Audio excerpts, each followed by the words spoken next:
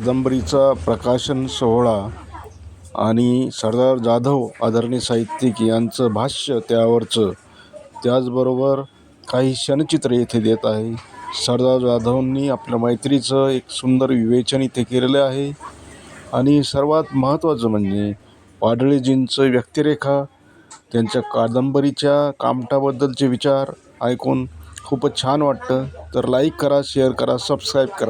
रामदास पाडळे हे किती मोठे लेखक आहेत वगैरे हे आता मला मला सांगायची गरज पडणार नाही. आता सुरेशनी फार छान पद्धतीने समजावून सांगितलं.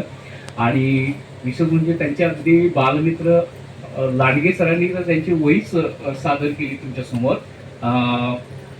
योगायोगाने असं झालं की ती सगळी वही हस्ताक्षर माझं आहे, मी लिहून काढलेली आहे. गंमत अशी की त्या वाचटिका वगैरे वाचल्यानंतर महिला वगैरे असल्या मला खूप छान वाटलं ते, कारण की वातावरण जरा मोकळं झालं, हस्त खेळतं वातावरण झालं. नाही तर काय होतं की लेखक कवी आले की थोडंसं ओझं पडल्यासारखं होतं. ते मात्र आता जरा हे झालं, अजून छान कार्यक्रम होत आहे असं मला लक्षात आलं. त्या वाचलिकामध्ये एक लक्षात आलं की थोडंसं गमतीशीर भाग आहे, विनोदी आहे वगैरे, हे सगळं ठीक आहे. वाचटिका आहे, त्या काळामध्ये वाचटिका फार माहीत नव्हत्या कोणाला. 4-4 ओळीमधून एक फार मोठा आशय आणि मार्मिक पद्धतीने व्यक्त व्हायचा असतो, ते काम त्यांनी त्या काळात केलेलं होतं. पाडगावकरांच्या नंतर वाचटिकांचा फार मोठा त्यांनी केलेला होता. हा झाला विनोदी प्रकार. पण रामदास पाडळे हे किती गंभीर लेखक आहे ते मला चांगलं माहीत आहे. त्यांची विनोदाची गोष्ट जर म्हणली तर त्यांनी एक कथा लिहिली होती आणि त्या कथेला महाराष्ट्रामधून पहिलं पारितोषिक मिळालं होतं विदूषक दिवाळी अंकाचं. विदूषक दिवाळी अंकाचं पहिलं पारितोषिक मिळणं ही साधी गोष्ट नाहीये. आणि त्या कथेचं नाव होतं सत्तांतर. आठवतं का? सत्तांतर नाव होतं. सत्तांतर त्यावेळेला व्यंकटेश माडगूळकरांची फार मोठी कादंबरी चर्चिली जात होती आणि नेमकं त्याच वेळेला सत्तांतर ही कथा दिवाळी अंकामध्ये आली आणि सगळ्यांचं लक्ष त्याकडे केंद्रित झालं. असं सगळ्यांना वाटलं की विनोदी कथा आहे, विनोदी कथा आहे. नाही, एक खेड्यामधला एक शांताराम नावाचा मुलगा आपल्या वाटणीसाठी बाप आई वडिलांशी कसं भांडतोय असं ते वातावरण त्यांनी उभं केलेलं होतं. पण विनोदातून त्यावेळेला त्यांनी जो गंभीर विषय हाताळला, ती गंभीरता त्यांच्यामध्ये पूर्वीपासूनच होते. माझा आणि त्यांचा परिचय कधी झाला, कसा झाला हे सांगणं इतकं अवघड आहे, फार अवघड आहे.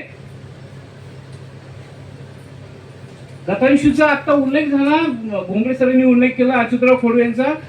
मी त्यावेळेला नेमकं 8वी मध्ये इथं शिकायला आलो असेल.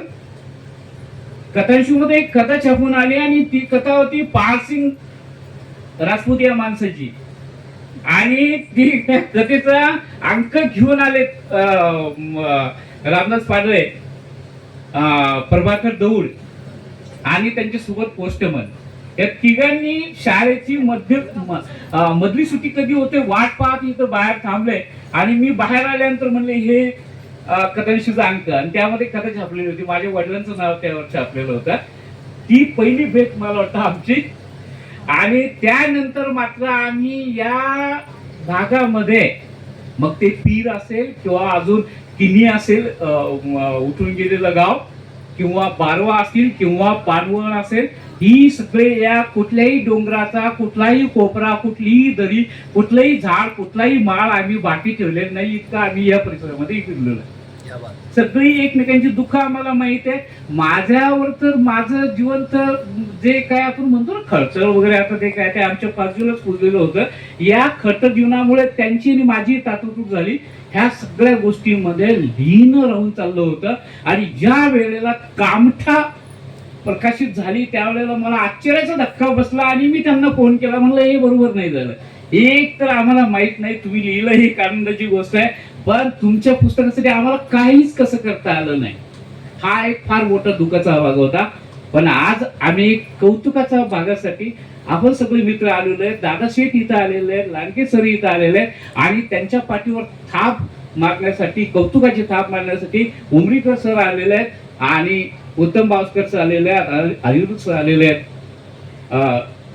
मिलिंद महाजन साहेब आलेले आहेत. हे सगळे बोलणार आहेत. यानंतर आता खूप मोठमोठे कार्यक्रम त्यांच्या पुस्तकांचे होतील, त्यावेळेला मी खूप काही बोलेल. शेवटी त्यांचीच एक कविता मला जशी आठवली तशी मी म्हणतो. माझा आवाज धनंजय सारखा नाही आहे, पण त्यांचा ते ज्या आवाजात म्हणायचे त्या आवाजात मी म्हणतोय. आता सध्या अगदी उन्हाळा आहे आणि शेतकऱ्यांची एक जी अवस्था आहे, आणि त्या अवस्थेमध्ये सुद्धा शेतकऱ्याचा जो तरुण मुलगा असतो किंवा मुलगी असते किंवा सून वगैरे येते, ती एक वेगळी परिस्थिती तयार वेगळी असते. मला जेवढं आठवतं एक तुकडा, असे फिरले रे दिस, हे असे फिरले रे दिस वगैरे हे ना, हे आम्ही 40 वर्षापासून पाहतोय, पिछा सोडत नाहीये.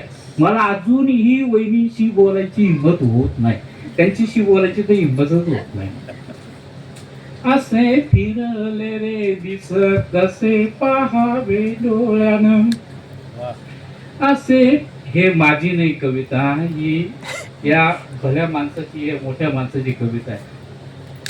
असे फिरले रे दिस कसे पाहावे डोळ्यानं, डोळे टाकावे पडून, द्यावे कुणाला रे रान.